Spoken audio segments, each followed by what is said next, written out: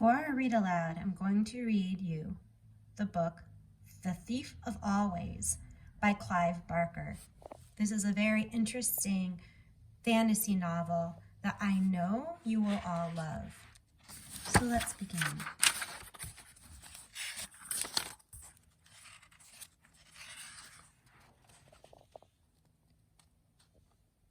The Thief of Always. To MSS.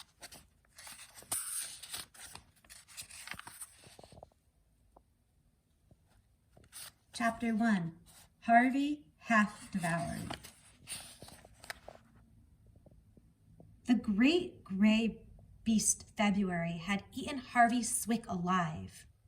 Here he was buried in the belly of that smothering month, wondering if he would ever find his way out through the cold coils that lay between here and Easter. He didn't think much of his chances. More than likely, he'd become so bored as the hours crawled by that one day he'd simply forget to breathe. Then maybe people would get to wondering why such a fine young lad had perished in his prime.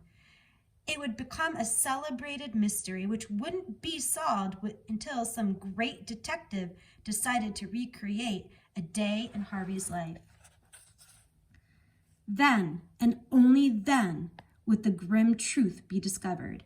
The detective would first follow Harvey's route to school every morning, trekking through the dismal streets.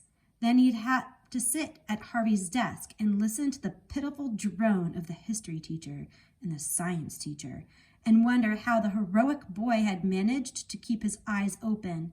And finally, as the wasted day dwindled to dusk, he traced the homeward trek as he set foot on the step from which he had departed that morning.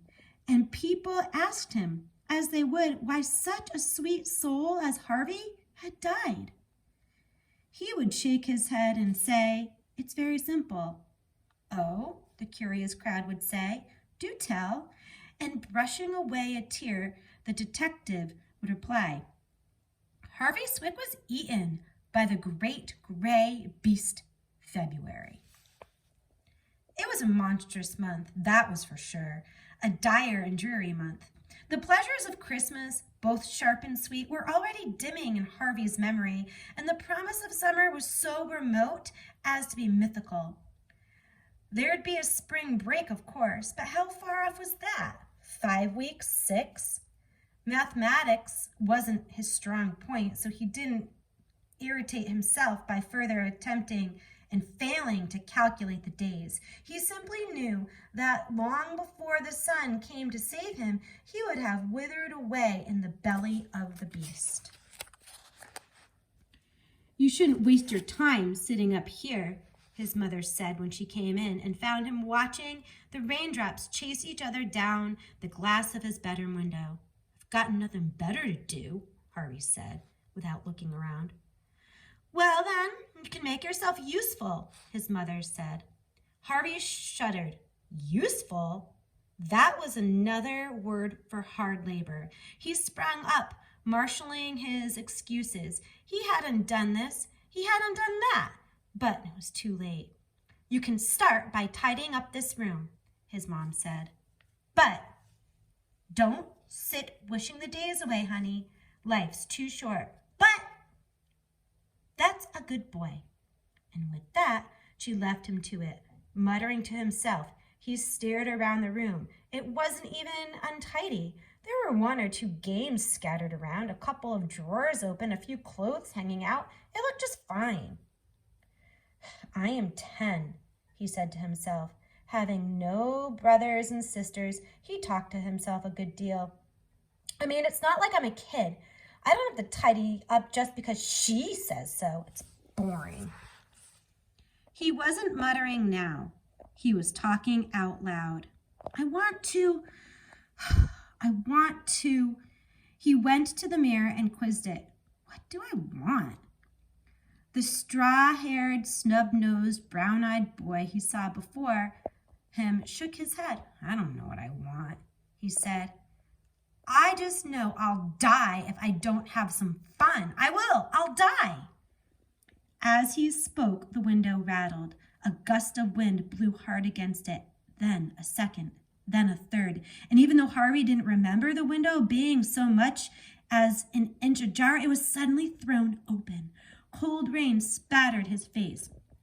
Half closing his eyes, he crossed to the window and fumbled to slam it, making sure that the latch was in place this time.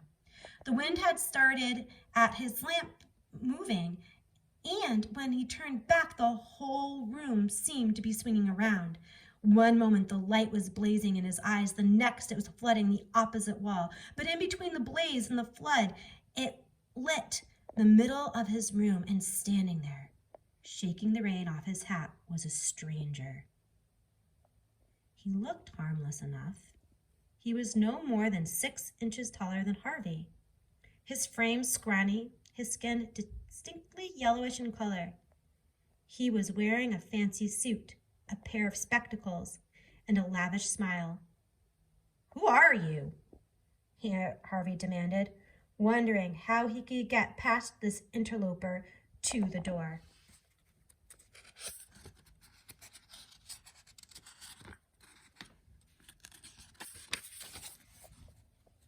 "Don't be nervous," the man replied, teasing off one of his suede gloves, taking Harvey's hand and shaking it. "My name's Rictus. You are Harvey Swick, aren't you?" "Yes." "I thought for a moment I'd got the wrong house." Harvey couldn't take his eyes off Rictus's grin. It was wide enough to shame a shark, with 2 perfect rows of gleaming teeth. Rictus took off his spectacles, pulled a handkerchief from his pocket of his waterlogged jacket, then started to mop off the raindrops. Either he or the handkerchief gave off an odor that was far from fragrant. The smell, in truth, was flatulent. "You've got questions, I can see that," Rictus said to Harvey. "Yeah, ask away, I've got nothing to hide." "Well, how did you get in, for one thing?" "Through the window, of course." "It's a long way up from the street." "Not if you're flying." "Flying?" "Of course. How else was I to get around on a foul night like this? It was either that or a rowboat. We short folk gotta watch out when it's raining this hard. One wrong step and you're swimming." He peered at Harvey quizzically. "Do you swim?" "In summer sometimes," Harvey replied, wanting to get back to the business of flying. But Rictus took the conversation to another direction entirely. "On nights like this," he said, "it doesn't seem like there'll ever be another summer." "Sure does," said Harvey. "You know, I heard you sighing a mile off, and I said to myself, there's a kid who needs a vacation." He consulted his watch. "If you've got the time, that is." "The time? For a trip, boy, for a trip. You need an adventure, young Swick. Somewhere out of this world." "How'd you hear me sighing when you were a mile away?" Harvey wanted to know. "Why should you care? I heard you. That's all that matters." "Is it some kind of magic?" "Maybe." "Well, why don't you tell me?" Rictus gave Harvey a beady stare. "I think you're too inquisitive for your own good, that's why," he said, his smile decaying a little. "If you don't want help, that's fine by me." He made a move toward the window. The wind was still gusting against the glass, as though eager to come back in and carry its passenger away. "Wait," Harvey said. "For what?" "I'm sorry. I won't ask any more questions." Rictus halted his hand on the latch. "No more questions, eh?" "I promise," said Harvey. I told you, I'm sorry. So you did. Rictus peered out at the rain. I know a place where the days are always sunny, he said, and the nights are full of wonders. Could you take me there? We said no questions, boy. We agreed. Oh yeah, I'm sorry.